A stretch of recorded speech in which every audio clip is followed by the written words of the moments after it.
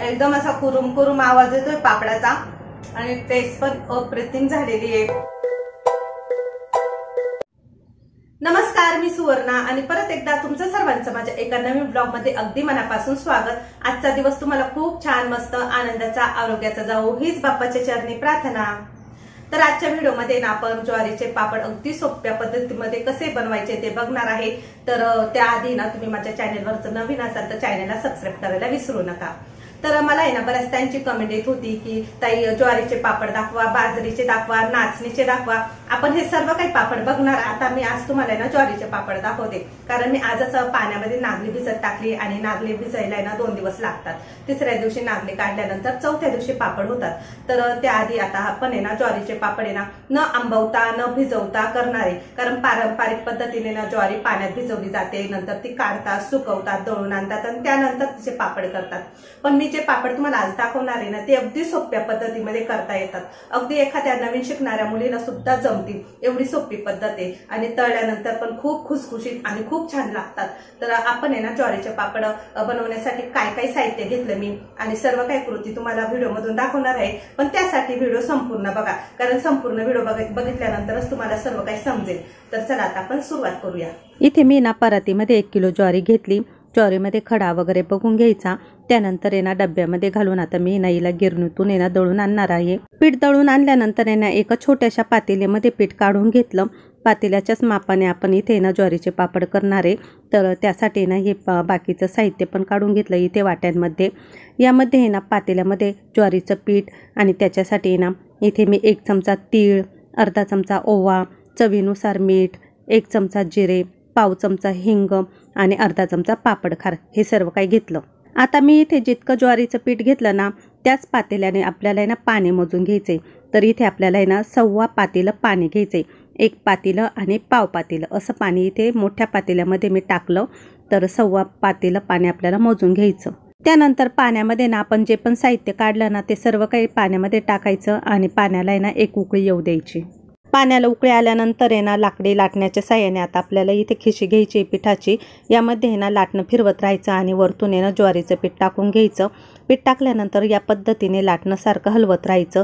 अजिबात पिठामध्ये गाठी राहिल्या नाही पाहिजे।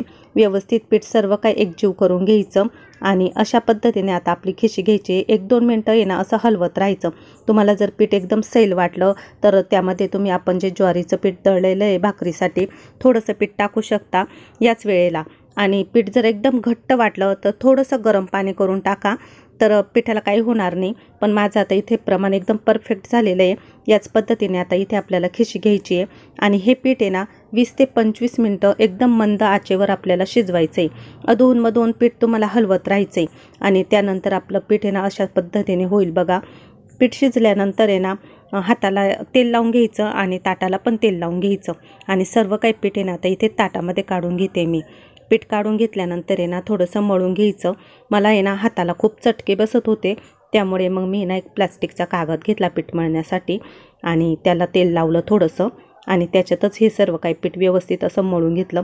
इतकं सुंदर झालं होतं पीठ, अजिबात गाठी राहिलेल्या नव्हत्या पिठामध्ये आणि अशाच पद्धतीने आपलं पीठ झालं पाहिजे। एकदम घट्ट पीठ पण नाही झालं पाहिजे, कारण जेव्हा घट्ट पीठ होतं ना त्यावेळेस काय होतं पापड करताना आहे ना जाड होतो पापड आणि कडाकडा चिरतात पापडाच्या। तर हे पीठ आहे ना एकदम परफेक्ट झालेलं आहे आपलं। पीठ आहे ना गरमच पाहिजे, त्यासाठी ना प्लास्टिकच्या पिशवीमध्येच असू द्या, हवा लागली की पीठ गार होतं। त्यानंतर आता मी तुम्हाला ना इथे पापड करून दाखवते। पापड बनवण्यासाठी इथे मी ना पुरी मशीन घेतलेलं आहे, आपण पुऱ्या पापड बनवतो ना ते। तर तुमच्याकडे जर हे मशीन नसेल तर तुम्ही ना पोळपाटावर पण लाटण्याने लाटू शकता पापड। एक प्लास्टिकचा कागद घ्यायचा, पोळपाटावर ठेवायचा, त्यावरती लाटी ठेवायची आणि परत दुसरा एक कागद वरतून ठेवायचा आणि लाटण्याच्या साहाय्याने तुम्ही लाटू शकता। तर आता या ठिकाणी मी ना मशीनवर करून दाखवते तुम्हाला। चौकोनी आकाराचे ना छोटे छोटे प्लास्टिकचे कागद घ्यायचे आणि ते अशी मशीनवर ठेवून आहे ना त्याला थोडंसं तेल लावायचं। तेल एकदाच लावायचं, नंतर तेल अजिबात लावायचं नाही आणि अशा पद्धतीने ना इथे पापड करायचा बघा।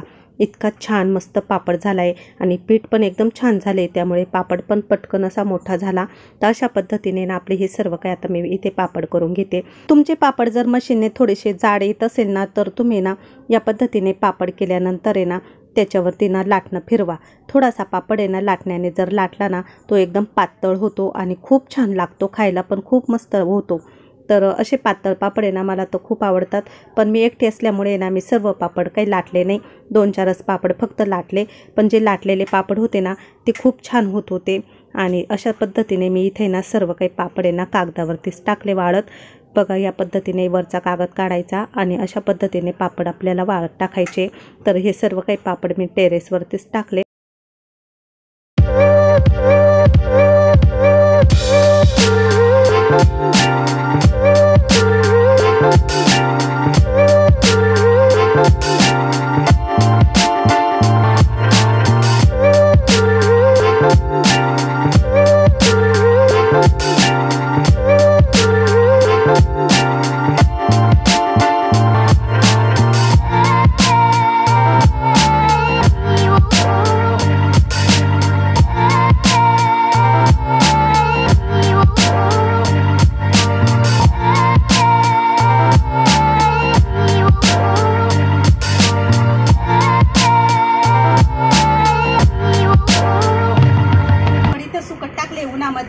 याला वाळण्यासाठी 5 ते 6 घंटे लागतील.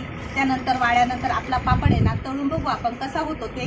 तर आता ऊन थोडंसं सावली ऊन असं येत आहे, पण आता पापड आपण गच्चीवर इथे टेरेसवरच वाळ टाकले. 5 hours later. आपले पापड आहे ना एकदम छान मस्त वाळले आणि मी टेरेसवरून आहे ना खाली घेऊन आले किचनमध्ये. कढई पण ठेवली आहे, तेल तापत ठेवले कढईमध्ये आणि तुम्हाला दाखवते आता पापड कसे झाले. हे बघा ज्वारीचे पापड इतके छान झाले आणि रंग पण बघा किती सुंदर दिसतोय पापडांचा. हे पापड आहे ना वर्षभर टिकतात. फक्त हवा बंद डब्यामध्ये ठेवायचे पापड. आणि उन्हाळ्यामध्ये ना ज्वारीचे पापड खाणं खूप चांगलं राहतं, कारण ज्वारी ना थंड असते, त्यामुळे ती उन्हाळ्यातच खाल्लेली चांगली असते. आता आपलं आहे ना कढईमधलं तेल पण गरम झालंय, पापड तळून बघू आपण. तर या ठिकाणी मी आता आहे ना तेलात पापड टाकते. तर बघा आता आपलं पापड छान मस्तपैकी फुलायला लागला आहे. तेल तापले त्यामुळे पापड जास्त वेळ तेलात ठेवायचं नाही, नाहीतर लाल होतो. तर आता पापड काढून घेते आणि 2-4 पापड तळून घेते इथे मी.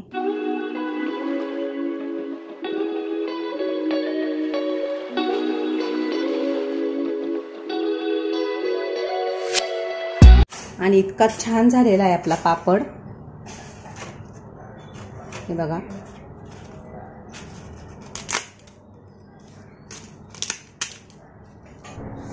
आपले आता ज्वारीचे पापड इथं तळून दाखवले मी तुम्हाला. कसे वाटले मला कमेंटमध्ये नक्की सांगा. आणि हा पापड आहे ना चवीला पण खूप छान लागतो. तर मी तुम्हाला टेस्ट करून दाखवते.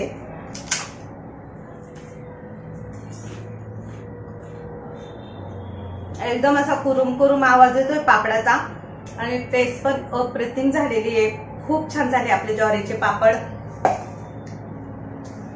आज मी तुम्हाला ज्वारीच्या पापडांची रेसिपी दाखवली आणि अगदी सोपी रेसिपी आहे. नवीन शिकणाऱ्यांना तर इतकी इझिली जमून जाईल. खूप छान असे मस्त पापड झाले आणि झटपट झाले. तर आजचा व्हिडिओ तुम्हाला कसा वाटला? व्हिडिओ आवडला असेल तर व्हिडिओला लाईक करा, शेअर करा आणि चॅनेलवर नवीन असाल तर चॅनेलला सबस्क्राईब करायला विसरू नका. परत उद्याच्या नवीन ब्लॉग मध्ये आपण परत एखादी दुसरी वस्तू बघू. तोपर्यंत सर्वांना बाय बाय.